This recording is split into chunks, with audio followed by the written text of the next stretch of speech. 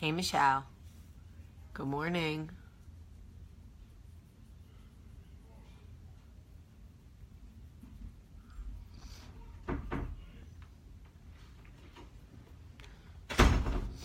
Hi. Everybody good? What you doing?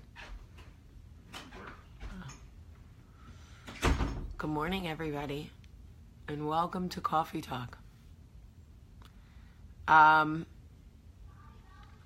I hope everybody slept well. I went and saw A Quiet Place last night, partially because David, my brother, saw A Quiet Place in New Jersey, and in New Jersey, the Breaking In trailer is playing before A Quiet Place.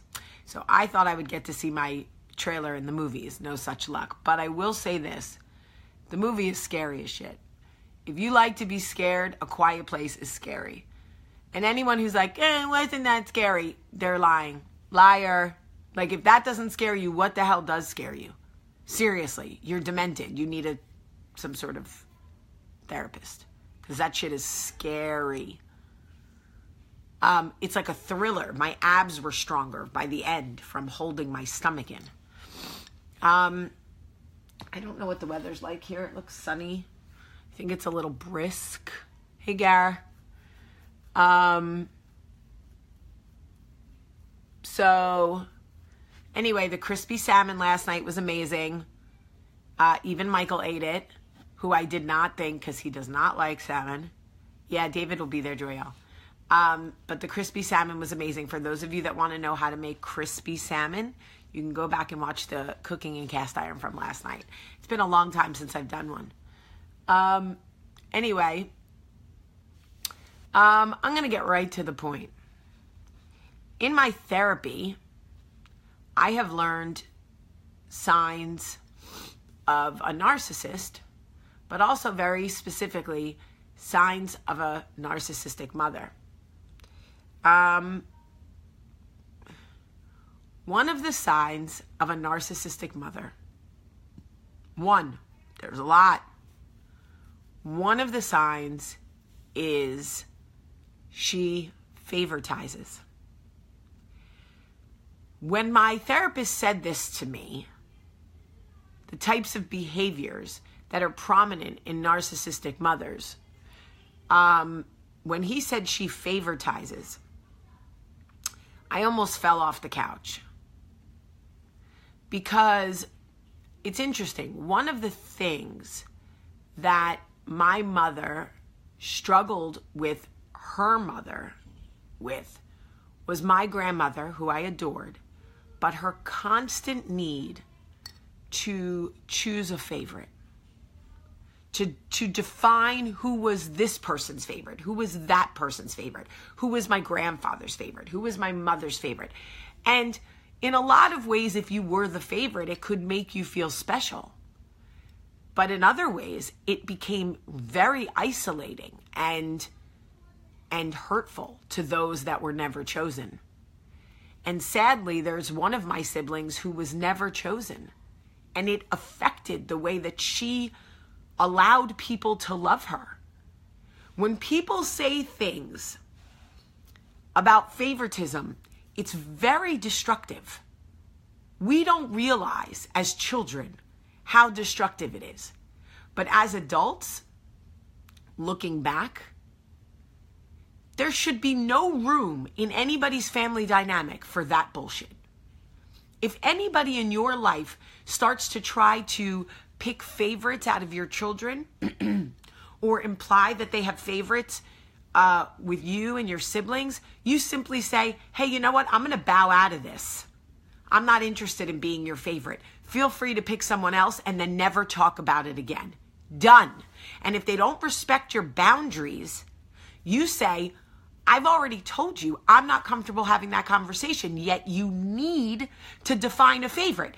So go stand outside on the porch where no one can hear you but the damn cockroaches and scream who your favorite is till your asshole falls out. But I don't want to hear it. I'm not interested. And my grandmother did it incessantly. And then my mother started to do it. because it was what she learned. And it made me feel terrible. And it made my siblings feel terrible. Unless you were the one that was the favorite. But who says that? Who says, like, you may think it on a given day. Like, well, today Olivia's my favorite because she's the only one that didn't give me a hard time. Whatever. But who says it out loud? It is hurtful. And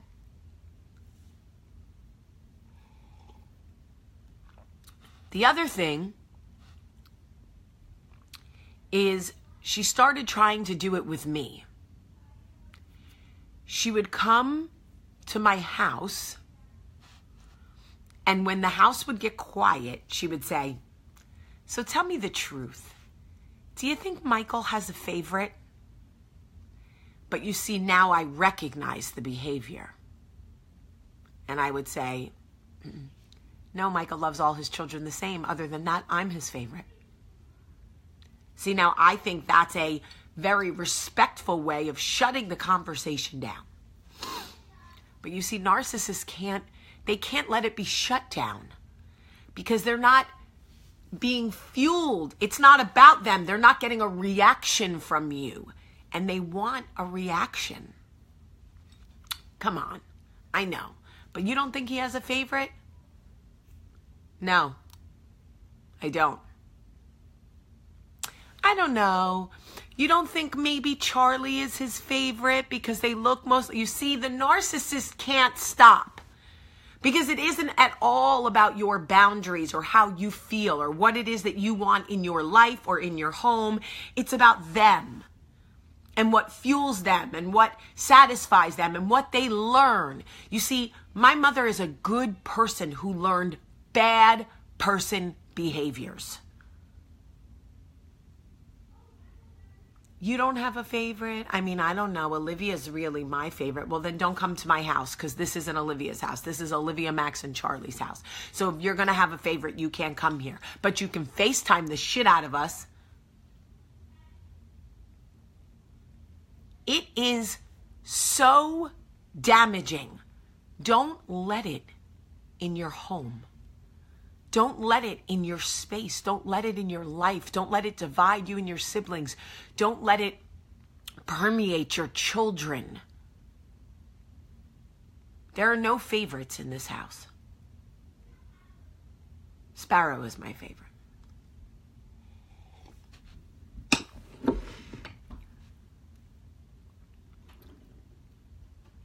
Yes, my sweet boy. What do you guys need? 6 pennies. Why? Okay, hurry up, y'all. And y'all need to stay out of Daddy's money. Nothing there. We'll be on our way out. Olivia. Llámalo. Come on, Sparrow. Cierra la puerta. Gracias. Yo sé. My eyes are killing me. This pollen is killing me. Y'all, it's not an Italian thing. It's not a Southern thing. It's not an old people thing. It's a there's something wrong with you mentally thing. I don't walk into my friends' homes. Actually, I take that back. I think I say things like, who's the easiest for you right now? But it's more because I'm looking for camaraderie. But the truth is, that type of behavior is very divisive. It hurts people. It hurts kids who become adults long term. And it makes them feel like they've been not chosen or overlooked by the people who are supposed to love and protect them. It is a terrible feeling for a young child to hear that somebody else is constantly the favorite or that they are not the favorite. That is a horrible thing. And asking children constantly, who do you love more, mommy or daddy? That is not a healthy thing to do to children. It's very divisive and it's damaging. Don't let anybody do that to you. And if they start doing it to you, or they start doing it to your children, set boundaries ASAP. And it's really sad to me how many of us are writing, oh my God, my mother did this. My mother did this all the time. My mother did this. It's hurtful. It's awful. It's a horrible feeling.